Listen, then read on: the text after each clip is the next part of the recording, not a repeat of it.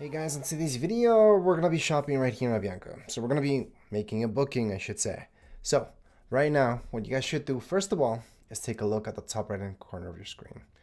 So sometimes this just picks it up in Spanish, I'm not sure why. So we're going to choose English. Then you guys should choose your currency. Although, if you click on it, you're going to notice almost everything's USD. So it almost doesn't even matter. Although Canada's not USD, by the way. It's just going to give you that because it's just the way that it works. So regardless, right now you guys have to pick round trip or one way. Most of you it's going to be round trip, so we're going to leave it as is. Then look at how many people. In this case it's 2. Then we're going to go from where are you guys going. So in this case we are going from Quito to Toronto. So I'm going to choose that departure date. So something that's good to look at here is that anything that's green is going to be the cheapest. Yellow is going to be a little bit more expensive, and red's the most expensive dates to fly on. So that said, for our trip, we're just going to choose the 6th to go, and then coming back, we're going to pick the 9th because it is green, so it's technically a little bit cheaper. We could also choose the 7th, but anyways, 9th sounds pretty good, so we're going to go with that. Again, 2 adults, so we're good, so we can confirm that. And then don't worry about it. If you guys are looking to flexible dates, we can take a look at that next. So we're gonna go into search. Then it's just gonna load up everything that's available at this point. Up here, you guys will notice prices. So you guys can choose another date that's cheaper. You guys can scroll through and see. So right now, I know this is the cheapest, so that's why I selected that.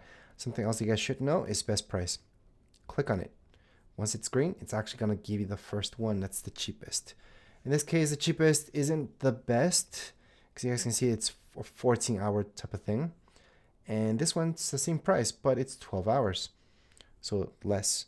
That means, because there's one stop, we're going to be less time in Bogota. So that's where we're going to stop and transfer to another airplane. It's just going to be less time for us to wait there when we're traveling. Whereas if we choose 14 hours, it's just more time.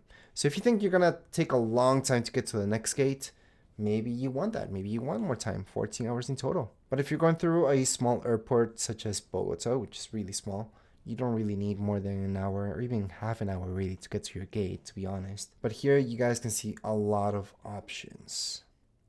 So we're going to go on with this one right here.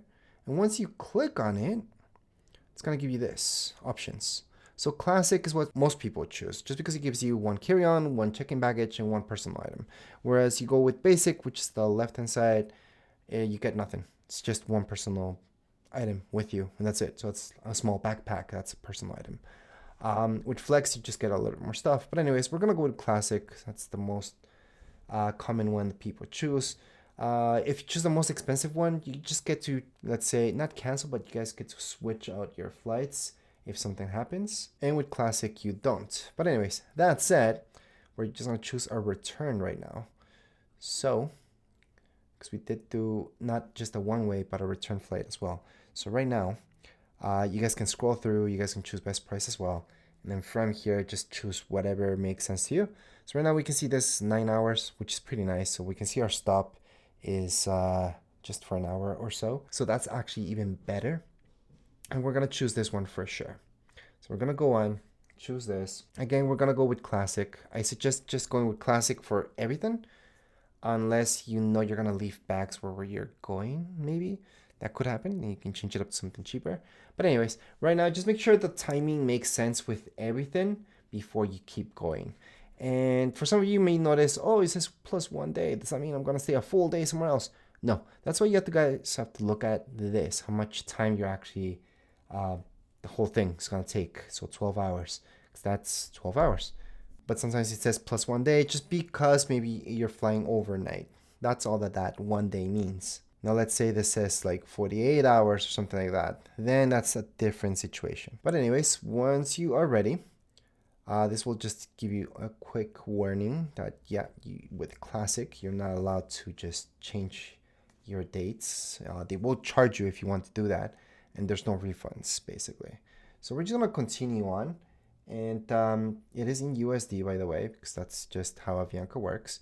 Quick warning about Avianca. It is cheap for a reason. So they will even charge you for water. So it's not like an airplane Maybe you guys have gone with Sunwing to Cuba, for example, or anywhere in the Caribbean that for that matter. And hey, it's a cheap airline, and yet they give you drinks and the seats decline and they're not bad actually. You have some space there. Well, with Avianca, if you guys have never taken an Avianca airplane, it's completely different. They might be cheap, but they're really cheap because you will not have that much space.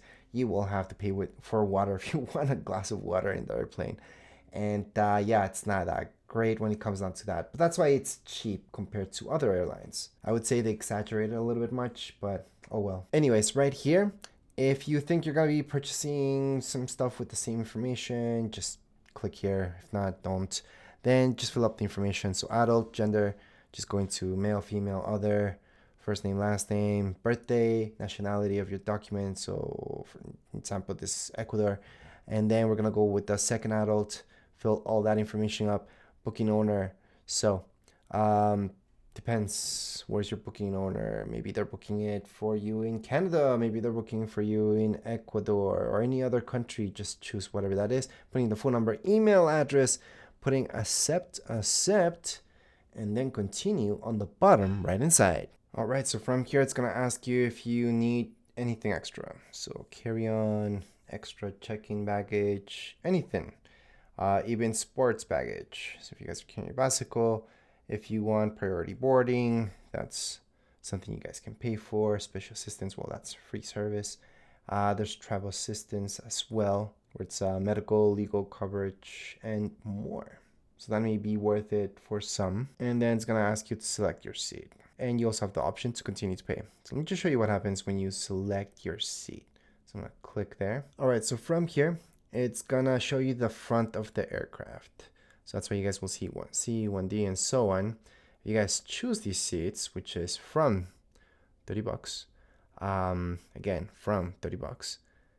You will notice that it tells you that you have a little bit more space and increase recline. And there's only 2 seats per row, as you guys may notice. Then there's economy. You guys will notice there's 3 seats. And there's plus, there's still 3 seats. So these are from 20. You keep going down. You guys will notice emergency exits from 16. Usually that gives you quite a bit of space, by the way.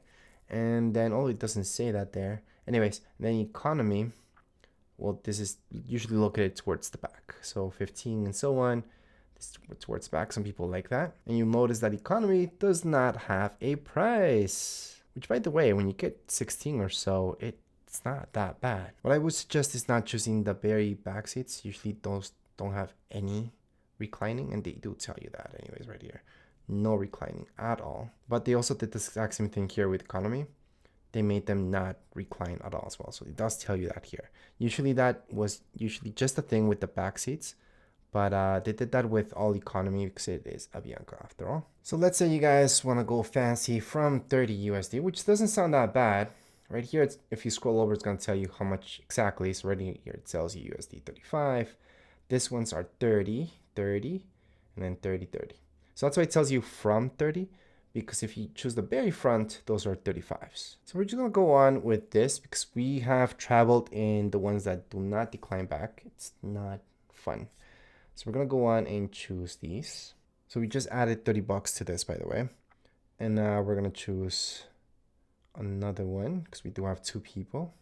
So right now, what did you guys pay for? Only for one flight, you chose this. You guys have to go to the next flight in order to choose the same thing if you guys want those to pay for those seats. You guys can always choose the free seats, by the way, where you don't need to pay anything. They just don't decline. And depending on how long your travel is, I would suggest doing recline. But if it's short, then you can get away with it and not pay that extra. Regardless, I'm going to go into my next flight. All right, so for my next flight, so remember, this is only the flight, not all the way to your destination, but only to your first stop if you have a stop. And then you have to pay again if you guys want one of these fancy seatings. And in this case, it's a lot more expensive. So if you scroll down, they don't have the most fancy one. They just have the plus one where you still have 3 people on each row. And you will notice that it's from $75. And that's the fanciest you can get right now here. And this flight will take you to your final destination since that's just one of the stops. So if you keep choosing seats that are paid for, it could add up to quite a bit actually. So it could easily go up to an extra $200 or $300 just because you guys want to be a little bit more comfortable. But hey, if you can slum it out a little bit, you can always go back. So I'm gonna go back. On the top left hand side of my screen, I can just go back to it because it tells me the other flight. So I can just click there and then see these 3 seats. Well, one of the reasons why it's from $30 because it's a short flight. So we're actually gonna just change it up, and that way we're not gonna have to pay anything. So if I change it up here, you guys will notice that it tells me that it's free. USD, $0 for these seats, which are towards the back. Anyways, right now we're just gonna choose our seats. We're gonna choose the free ones. And the good thing is that we get to choose them right now and not our check-in. Sometimes with other airlines, you just choose them when you're checking in online. So that's usually 24 or 48 hours before. But in this case, we get to choose them before that. So that's pretty neat. So always just keep clicking on next flight. Never just go to payment. Just choose your seats already. Anyways, once you're done selecting all your seats, finally, you're not gonna see next flight anymore. You're just gonna see go to payment. And in my case, we chose all free seating. So it's gonna be a total of $0 additional. So right now it's going to payment. So right here, it's still gonna charge you, by the way, in USD, but at least it's gonna tell you how much that is in whatever currency you guys chose. In this case, we did go on and choose Canadian. However, it's still USD, but it tells us down here below the exchange total. So that's around $2,000. So right now, just put in your card information. So your card holder name, card number, expiration date.